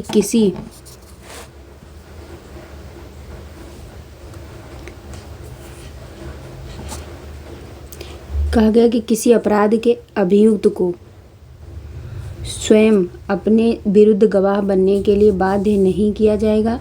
अनुच्छेद 21 में प्राण एवं दैहिक स्वतंत्रता, अनुच्छेद 22 में जो है निरोध एवं गिरफ्तारी से संरक्षण और अनुच्छेद 74 में राष्ट्रपति को सहायता और सलाह देने के लिए मंत्रिपरिषद का उल्लेख किया गया है। अगला है, मूल अधिकारों की सूची से संपत्ति का अधिकार निकाला गया। तो ये निकाला गया 44वें संशोधन द्वारा। संविधान के भाग 3 में उल्लिखित मूल अधिकारों में से संपत्ति का अधिकार भी एक मूल अधिकार था। 44वें संविधान संशोधन अधिनियम 1978 द्वारा मूल अधिकारों में से संपत्ति के अधिकार को भाग 3 से अनुच्छेद 19(1) व अनुच्छेद 21 को निरसित किया गया तथा संपत्ति का अधिकार शीर्षक के तहत भाग 12 में एक नए अनुच्छेद 301 को जोड़ा गया। इसके अनुसार कोई भी व्यक्ति कानून के बिना संपत्ति से वंचित नहीं किया जा सकता। जो है संविधानतः संपत्ति का अधिकार अब एक कानूनी अधिकार है, ना कि मूल अधिकार। अगला, भारतीय संविधान में अन्य देशों के संविधानों से कुछ विशिष्टताओं को लिया गया है। जिस देश का राज्य के नीति निदेशक तत्व के निर्माण में योगदान है, तो आयरलैंड से राज्य का नीति निदेशक तत्व लिया गया है। आयरलैंड के संविधान से राज्य के नीति निदेशक जो सिद्धांत, राष्ट्रपति की निर्वाचन पद्धति और राज्यसभा के लिए सदस्यों के नामांकन की जो व्यवस्था, यानी कि फ्रांस के संविधान के गणतंत्रात्मक और प्रस्तावना में स्वतंत्रता, समता और बंधुता के आदर्श जापान के संविधान से विधि द्वारा स्थापित प्रक्रिया, संयुक्त राज्य अमेरिका के संविधान से मूल अधिकार, न्यायपालिका की स्वतंत्रता, न्यायिक पुनरावलोकन का सिद्धांत, उपराष्ट्रपति का पद, उच्चतम न्यायालय और उच्च न्यायालय के न्यायाधीशों का पद से हटाया जाना और राष्ट्रपति पर महाभियोग आदि प्रावधान भारतीय संविधान में शामिल किए गए हैं। अगला, भारतीय संसद के दोनों सदनों की प्रथम संयुक्त बैठक हुई, तो ये हुई थी दहेज उन्मूलन विधेयक के संबंध में। विधेयक पर गतिरोध की स्थिति में संविधान द्वारा संयुक्त बैठक आहूत करने की व्यवस्था की गई। ये जो है निम्नलिखित तीन में से किसी एक परिस्थिति में की जाती है, जब एक सदन द्वारा विधेयक पारित कर दूसरे को भेजा जाता है और यदि विधेयक को दूसरे सदन द्वारा अस्वीकृत कर दिया गया, तो यदि सदन विधेयक में किए गए संशोधनों को मानने से असहमत हो या दूसरे सदन द्वारा बिना विधेयक को पास किए 6 महीने से अधिक समय हो जाए, तो राष्ट्रपति दोनों ही सदनों की संयुक्त बैठक बुला सकता है। 1950 से लेकर अब तक दोनों सदनों की संयुक्त बैठक को 3 बार बुलाया गया है। विधेयक जो संयुक्त बैठक द्वारा पारित हुए थे, पहला था दहेज प्रतिषेध विधेयक 1960, बैंक सेवा आयोग विधेयक 1977, आतंकवाद निवारण विधेयक 2000। इन तीनों के लिए संयुक्त बैठक आज तक बुलाया गया अभी तक। राज्य की संचित निधि का संचालन किया जाता है, तो इसमें से कोई नहीं हो जाएगा। केंद्र सरकार की संचित निधि की तरह ही राज्य की संचित निधि भी होती है। संचित निधि में से किसी भी धन को जो है संसद के अनुमोदन के बिना व्यय करने का अधिकार नहीं है। राज्य में विधानमंडल इस प्रकार के व्यय की अनुमति देता है। अगला प्रथम स्पीकर जिनके विरुद्ध लोकसभा में अविश्वास प्रस्ताव लाया गया वो थे जीबी मावलंकर, जो है 18 दिसंबर 1954 को भारत के पहले लोकसभा अध्यक्ष गणेश वासुदेव मावलंकर के विरुद्ध निम्न सदन में पहली बार अविश्वास प्रस्ताव लाया गया, किंतु यह प्रस्ताव पारित नहीं हो सका था। अगला है केंद्र सरकार के बजट के चालू खाते में व्यय की सबसे बड़ी मद है, तो वो हो जाएगी ब्याज भुगतान। केंद्र सरकार के बजट के चालू खाते में व्यय की सबसे बड़ी मद ब्याज भुगतान है। वर्तमान ब्याज भुगतान के भार को कम करने के लिए सरकार कम से कम विदेशी ऋण लेने और समान शर्तों एवं नीची ब्याज दर वाले विदेशी ऋणों की तरफ ध्यान ज़्यादा दे रही है। सरकार उच्च ब्याज दर वाले ऋणों के समय से पूर्व अदायगी करने पर निरंतर जो है विचार भी कर रही है। अगला है आंतरिक दलीय लोकतंत्र का उपयोग होता है, तो तीसरा ऑप्शन सही हो जाएगा दल का आंतरिक चुनाव जो दल के पदाधिकारियों के चयन हेतु समय समय पर हो। तो आंतरिक दलीय लोकतंत्र से आशय है कि दल में लोकतांत्रिक प्रक्रियाओं का समावेश हो। दल के अध्यक्ष, उपाध्यक्ष व सदस्यों का चयन चुनाव के द्वारा किया जाए। भारतीय अर्थव्यवस्था की विशेषता है, तो इसमें से आंसर हो जाएगा थर्ड वाला। पहला कृषि की प्रधानता हो, थर्ड है न्यून प्रति व्यक्ति आय और फोर्थ है बृहद बेरोजगारी। इसमें जो है भारतीय अर्थव्यवस्था की विशेषता है।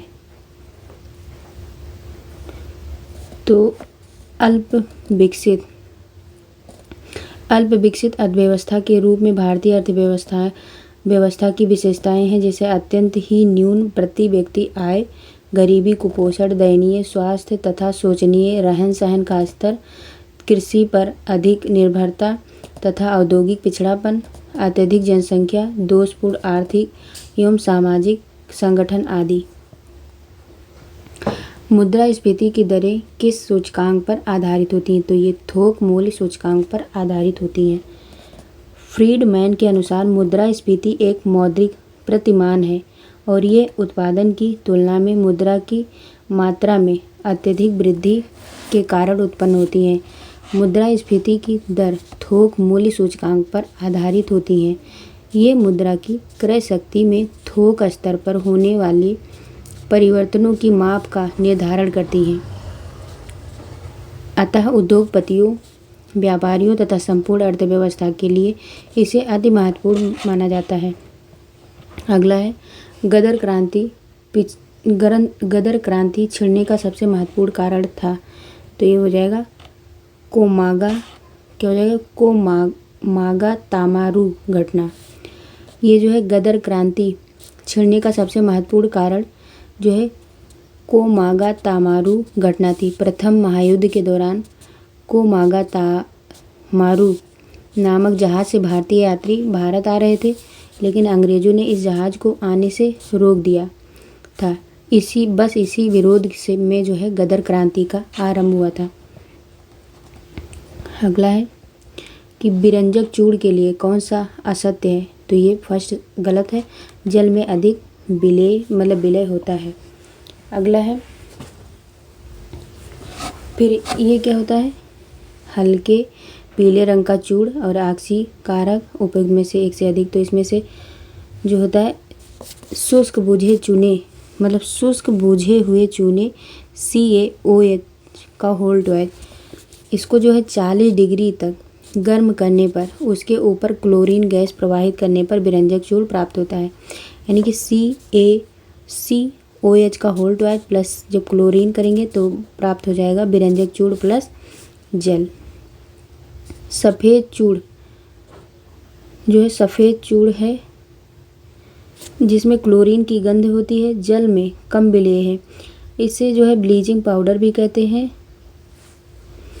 इसको क्या कहते हैं? ब्लीचिंग पाउडर भी कहते हैं। और इसका उपयोग कीटाणु नाशक के रूप में कागज एवं कपड़ों के विरंजन में क्लोरीन, क्लोरोफॉर्म आदि के निर्माण में प्रयोग किया जाता है। अगला, भारतीय में लौकिक सार्वभौमिकता है क्योंकि संविधान की प्रस्तावना आरंभ होती है। तो ये हम भारत के लोग शब्दों से भारत में लौकिक सार्वभौमिकता का बोध होता है एवं संविधान की प्रस्तावना भी यहीं से आरंभ होती है। अगला, निम्नलिखित में से कौन सा सही नहीं है? तो ये सेकंड ऑप्शन सही नहीं है, बाकी सब सही है।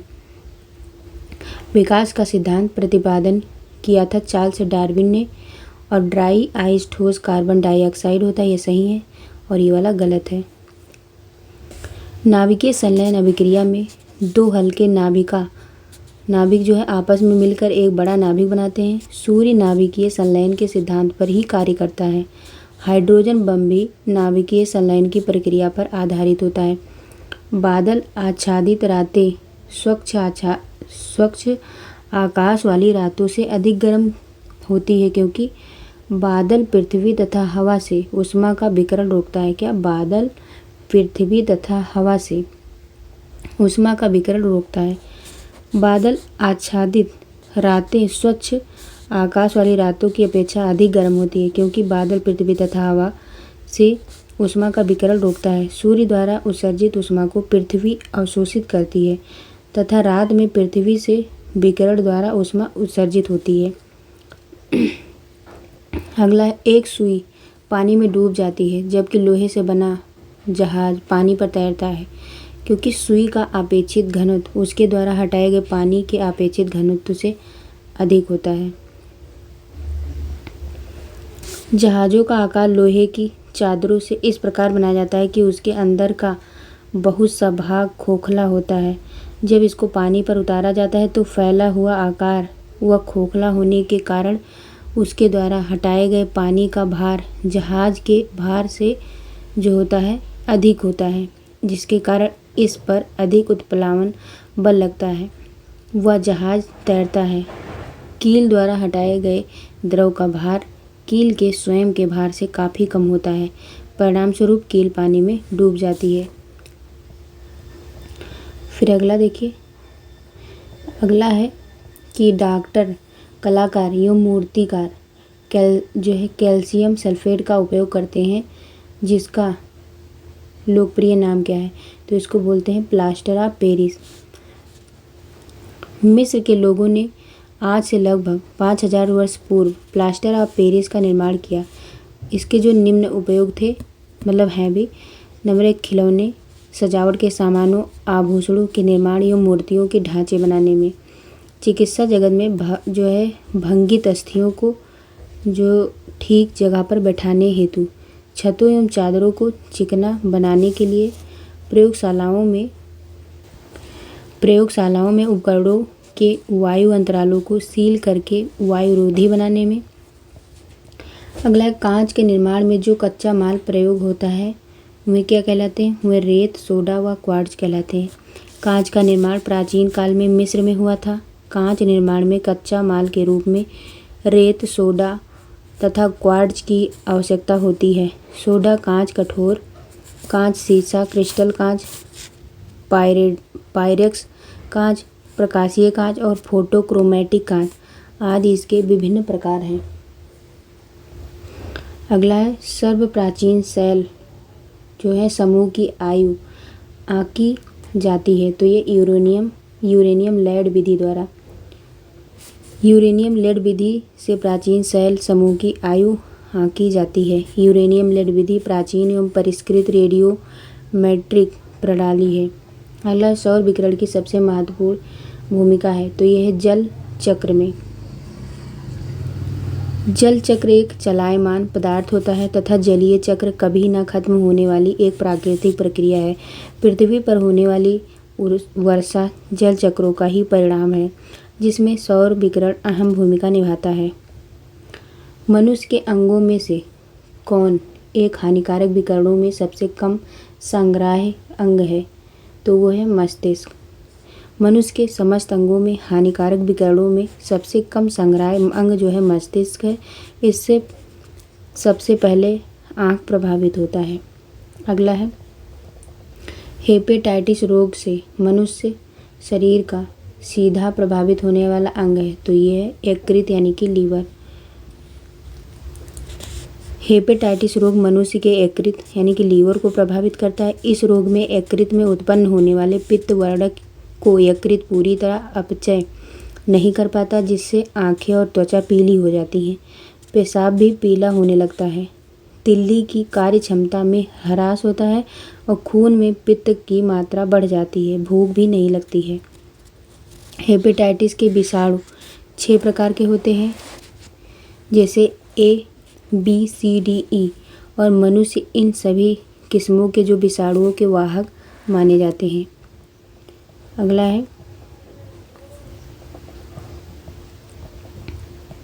कि गति प्रेरक यानी कि पेसमेकर का क्या कार्य है, तो इसका कार्य है यह हृदय स्पंदन को नियंत्रित करता है। पेसमेकर का कार्य हृदय स्पंदन को नियमित करना है। प्रोस्थेटिक हृदय गति प्रेरक द्वारा शरीर के अंदर एक लघु इलेक्ट्रॉनिक जो है परिपाथिकी डालकर प्राकृतिक वैद्युत स्पंदन को प्रतिस्थापित कर दिया जाता है। यह हृदय गति को उपयुक्त स्तर पर बनाए रखने में सहायक है। इसमें लिथियम कंपोजिट बैटरी होती है जो 10 वर्ष तक शक्ति प्रदान कर सकती है। अगला है थायमीन है। थायमीन विटामिन B1 है। विभिन्न विटामिनों के रासायनिक नाम होते हैं, जैसे विटामिन B1 का नाम होता है थायमीन, विटामिन B2 को कहते हैं राइबोफ्लेविन, विटामिन B6 को पायराडॉक्सिन बोलते हैं, विटामिन B7 को बायोटीन बोलते हैं, विटामिन B12 को साइनोकोबालामिन बोलते हैं, और विटामिन C को एस्कॉर्बिक अम्ल कहते हैं, विटामिन D को कैल्सीफेराल बोलते हैं, विटामिन E को टोकोफेराल कहते हैं। अगला है ये सूची फर्स्ट को सूची सेकंड से मिलाना है। तो जो कार्डियोलॉजिस्ट है वो हृदय इसका हो जाएगा, और फिर नेफ्रोलॉजिस्ट जो है वो गुर्दा से रिलेटेड है, और यूरोलॉजिस्ट जो है वो मूत्र नलिका हो जाएगा, और आकुलिस्ट जो है वो आँख से संबंधित है। तो देखो क्या हो जाएगा, ये पहला ऑप्शन ए का 3 हो जाएगा, बी का 4 हो जाएगा, सी का 2 हो जाएगा, और डी का 1 हो जाएगा। अगला है हमारे शरीर की लघुतम हड्डी पाई जाती है, तो सबसे छोटी हड्डी कान में होती है। मनुष्य के अंतःकंकाल तंत्र में कुल 206 अस्थियां होती हैं, जबकि शिशु अवस्था में 300 अस्थियां पाई जाती हैं। समस्त अस्थियों में सर्वाधिक छोटी अस्थि स्टेपीज कान में तथा सर्वाधिक बड़ी अस्थि फीमर यानी कि जांघ में होती है। इन अस्थियों को आपस में जोड़ने का कार्य जो है लिगामेंट द्वारा संपन्न होता है। अगला भारतीय नागरिकों के मौलिक अधिकारों का वर्णन संविधान के कौन से अनुच्छेद में है, तो ये संविधान के आर्टिकल 12 से 35 तक। मूल अधिकार संविधान के भाग 3 तथा 12 से 35 अनुच्छेद में वर्णित है। डॉक्टर अंबेडकर ने भाग 3 को सर्वाधिक महत्वपूर्ण तथा आलोचित भाग कहा। इन मौलिक अधिकारों की 6 व्यापक श्रेणी के रूप में संविधान में गारंटी दी जाती कि जो न्यायोचित और न्यायालय में वाद है। पहला समानता का अधिकार, दूसरा स्वतंत्रता का अधिकार, तीसरा है शोषण के विरुद्ध अधिकार, चौथा है अंतःकरण एवं धर्म के निर्बाध रूप से मानने की स्वतंत्रता, पांचवा है शिक्षा एवं संस्कृति का अधिकार, छठा है संवैधानिक उपचारों का अधिकार। संपत्ति के अधिकार को 44वें संविधान संशोधन के द्वारा लोप कर दिया गया है। अगला है कि अक्सर माँ खाना बनाने से पहले आटे को छलनी से छानती हैं। वो ऐसा करती हैं क्योंकि वो आटे में उपस्थित अशुद्धियाँ दूर करना चाहती हैं। सेकंड ऑप्शन सही हो जाएगा। चलनी अथवा छलनी से आटे को छानना अशुद्धियों यानी कि कंकड़ पत्थर आदि को निष्कर्षण करना, लोहे या तार की जालीनुमा चलनी से पीसे हुए आटे को छानना आम बात है, जिसे चोकर छन जाते हैं। कई गांवों में घर बांस के खंभों पर जमीन से लगभग 10 या 12 फुट ऊंचे बने होते हैं, क्योंकि वर्षा अधिक होने के कारण बाढ़ का खतरा रहता है। अगला है, रश्मि की उम्र 5 साल है। देखो इसका देख लो पहले। 101, पर्वतीय एवं बाढ़ग्रस्त इलाकों में घर बांस बल्ली से निर्मित ऊंचे खंभों पर आश्रित होते हैं। उसके बाद का पानी आसानी से निस्तारित हो जाता है और घर भी सही सलामत रहता है। देखो रश्मि की उम्र जो है 5 साल है। वो देखने में 3 साल की लगती है। हाथ पैर पतले एवं पेट फूला है। अक्सर बीमार और थकी थकी रहती है। गरीबी के कारण उसे पूरे दिन एक आध रोटी ही मिल पाती है। तो क्या हो जाएगा, रश्मि के विकास की प्रक्रिया अवरुद्ध है। हाथ पर पतला और पेट फूला होना जो है क्वाशियोकोर एवं मेरास्मस का लक्षण है। अगला है, यदि कोई बालक कुपोषण का शिकार है तो उसे क्या करना चाहिए? तो उसे पर्याप्त एवं संतुलित आहार कर लेना चाहिए। संतुलित आहार पोषण तत्वों से भरपूर आहार है। वसा, विटामिन से लेकर प्रोटीन, कार्बोहाइड्रेट की जो है समानुपातिक मात्रा वाला आहार सुपाच्य और संतुलित माना गया है। फिर है, बांधों के निर्माण से उभरी पर्यावरणीय समस्या है। तो ये है वनोन्मूलन एवं जैव विविधता की हानि। वनोन्मूलन एवं जैव विविधता की समस्या बांध निर्माण से उठ खड़ी हुई है। बांधों के निर्माण से पूर्व संबद्ध क्षेत्र में बड़े पैमाने पर वन कटाई होती है। फलतः जो वन्य जीव खतरे से पड़ते कृत्रिम जलाशयों से प्राकृतिक रूप से जीव प्रजनन में बाधा पहुंचती है। अगला है कि शीतल ने लाल केंचुए की सहायता से कंपोस्ट बनाते समय अपशिष्ट को जल को जो है परत का पोला ही रहने दिया, ताकि इस परत से पर्याप्त मात्रा में वायु एवं नमी बनी रहे। लाल केंचुओं की मदद से कंपोस्ट बनाते समय अपशिष्ट परत को पोला ही रहने दिया जाता है, ताकि इस परत व अस्तर की जो पर्याप्त आयु मिलती रहे और आर्द्रता बनी रहे। अगला है जो पंचायती राज विषय है। तो ये पंचायती राज जो विषय है वो राज्य की सूची में आता है। ठीक है। भारत के संविधान में अनुच्छेद 40 और 7वीं अनुसूची की राज्य सूची की जो प्रविष्ट 5 में पंचायतों एवं नगर पालिकाओं आदि में स्थानीय निकायों के जो है स्वायत्त शासन संबंधी उपलब्ध किए गए थे। अगला है, निम्न में से कौन सा तत्व आधुनिक आवर्त सारणी डी ब्लॉक का तत्व है? तो ये Fe। लोहा एक रासायनिक तत्व है जिसका प्रतीक जो होता है वो Fe और परमाणु संख्या 26 है। एक संक्रमण धातु के रूप में लोहा डी ब्लॉक में स्थित है, विशेष रूप से समूह 8 और आवर्त 4 में। अगला है, भारतीय संविधान के निम्नलिखित अनुच्छेदों में से कौन सा अनुच्छेद राज्य की सरकारों को ग्राम पंचायतों को संगठित करने का निर्देश देता है? तो ये हो जाएगा सेकंड ऑप्शन, अनुच्छेद 40। भारतीय संविधान के भाग 4 में नीति निर्देशक तत्वों का वर्णन है। अनुच्छेद 40 जो कि नीति निर्देशक तत्वों का अंग है, राज्य सरकारों को ग्राम पंचायतों को संगठित करने का निर्देश देता है। बिहार का न्यूनतम लिंगानुपात वाला जिला कौन सा है? तो वो है मुंगेर। बिहार का सबसे न्यूनतम लिंगानुपात वाला जिला मुंगेर 1876 है, जबकि बिहार का लिंगानुपात 918 है। सर्वाधिक लिंगानुपात वाला जिला गोपालगंज है 1021, जिसका लिंगानुपात राष्ट्रीय लिंगानुपात यानी कि 943 से अधिक है। अगला है कि बिहार का सर्वाधिक बाढ़ प्रभावित क्षेत्र है। तो ये उत्तरी क्षेत्र।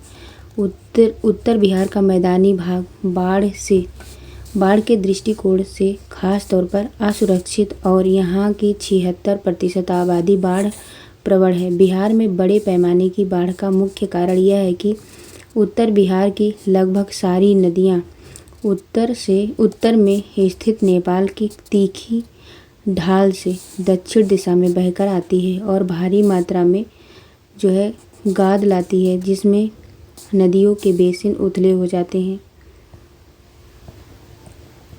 अगला है तेऊर नहर स्थित है, तो ये गंडक नदी। तेऊर नहर गंडक नदी पर स्थित है। गंडक नदी पर स्थित अन्य नहरें हैं जैसे त्रिवेणी नहर एवं तिरहुत नहर। अगला है सूची फर्स्ट को सूची सेकंड से मिलाना है। इसमें पोषण का राष्ट्रीय संस्थान ये जो है हैदराबाद में है, ठीक, इसका हो जाएगा हैदराबाद। और भारत का वन्य जीव संस्थान वो देहरादून में है। भारत का वन्य जीव संस्थान ये देहरादून में है। और आयुर्वेद का राष्ट्रीय संस्थान वो जयपुर में है, इसका 2 हो जाएगा। और नेशनल इंस्टीट्यूट ऑफ नेचुरोपैथी ये कहाँ पे है, ये पुणे में है, ये पुणे में हो जाएगा, ठीक। तो इसका हो जाएगा, देखो पहले का चौथा इसमें है, तो तीसरा ऑप्शन सही हो जाएगा। अगला है आजकल का कैलेंडर आधारित है, तो ये है ग्रीगोरियन कैलेंडर पर आधारित है। वर्तमान कैलेंडर जो है वो ग्रीगोरियन कैलेंडर पर आधारित है। राष्ट्रीय पंचांग चैत्र प्रथमा तिथि से प्रारंभ होता है, जो ग्रेगोरियन कैलेंडर के अनुसार सामान्य वर्षों में 22 मार्च को होता है। काल गणना हेतु भारत में ग्रेगोरियन कैलेंडर के साथ साथ राष्ट्रीय पंचांग को अपनाया गया है, जो शक संवत पर आधारित है। अगला है सिद्धि धमाल नृत्य निम्नलिखित में से किस राज्य या केंद्र शासित प्रदेश से संबंधित है, तो ये गुजरात से संबंधित है। सिद्धि दामल नृत्य गुजरात में सिद्धि समुदाय द्वारा किया जाता है। शिकार के बाद प्राप्त हुई खुशी इस नृत्य में स्पष्ट रूप से परिलक्षित होती है। धमाल को जो है मसिरा नृत्य के नाम से भी जाना जाता है। वर्तमान में इसे प्रार्थना नृत्य के रूप में भी जाना जाता है। अगला है किसी निश्चित समयावधि में लिंग और आयु के आधार पर जनसंख्या के विभाजन को दर्शाने वाला आरेख क्या कहलाता है, तो ये कहलाता है जनसंख्या पिरामिड। जनसंख्या पिरामिड का उपयोग जनसंख्या की आयु लिंग संरचना को दर्शाने के लिए किया जाता है। जनसंख्या पिरामिड का आकार जनसंख्या की विशेषताओं को दर्शाता है। अगला है कि स्कैंडिनेविया एक सांस्कृतिक क्षेत्र है जो यूरोप महाद्वीप में स्थित है। स्कैंडिनेविया नॉर्वे जो है नॉर्वे, स्वीडन और उत्तरी फिनलैंड के भाग द्वारा साझा क्षेत्र के लिए उपयोग किया जाने वाला शब्द है। नॉर्डिक देश यूरेशिया के अंतिम भागों में से था जिन्हें मनुष्यों द्वारा बसाया गया था। अगला है मदर टेरेसा के संबंध में कौन सा कथन सही नहीं है, तो ये तीसरा नहीं सही, बाकी सही है। उनका जन्म अल्बानिया में हुआ था।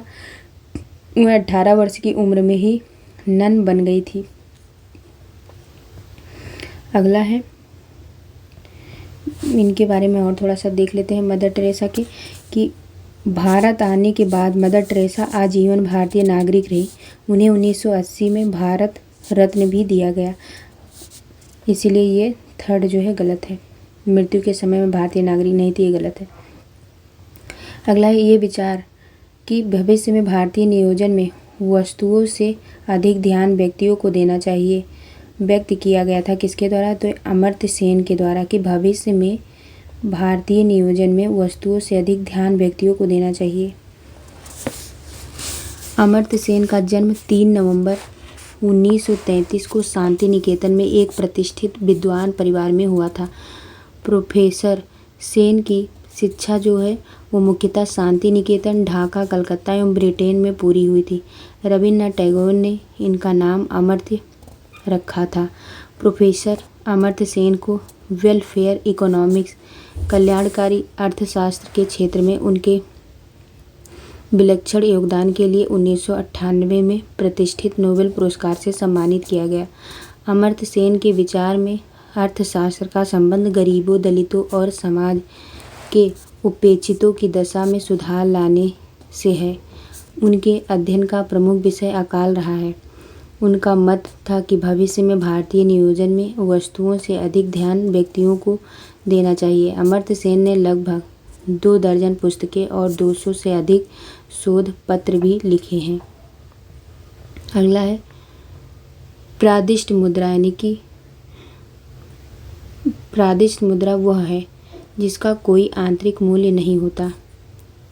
करेंसी नोट और सिक्कों को प्रादिष्ट मुद्रा यानी कि फिएट मनी कहा जाता है। क्या कहा जाता है? फिएट मनी कहा जाता है। उनके पास सोने या चांदी के सिक्के की तरह आंतरिक मूल्य नहीं है।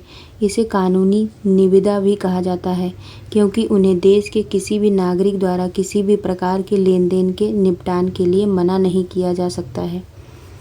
अगला है लास्ट कि हुगली नदी के तट पर अंग्रेज़ों द्वारा पहली व्यापारिक कोठी इंग्लिश फैक्ट्री ये 1651 सीई में स्थापित की गई थी।